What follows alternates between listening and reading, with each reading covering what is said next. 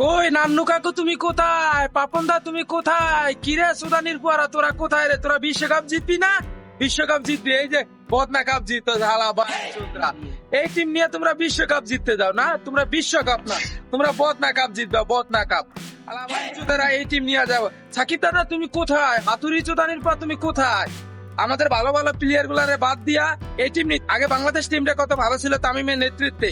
Even আমরা south Africa যাইয়া আমরা ম্যাচ জিততে আসছি, সিরিজ জিততে আসছি। এখন আলা বাংলাদেশ পুরো বাংলাদেশ টিমটা খেয়াল আইছে। যদি বাংলাদেশ টিম বাঁচাইতে চাও তাহলে পাপনের পদত্যাগ চাও। আপনারা একবার ভাবছেন আজকে যে খেলা হয়েছে এটা কি কেউ কইবে এটা বিশ্বকাপের খেলা?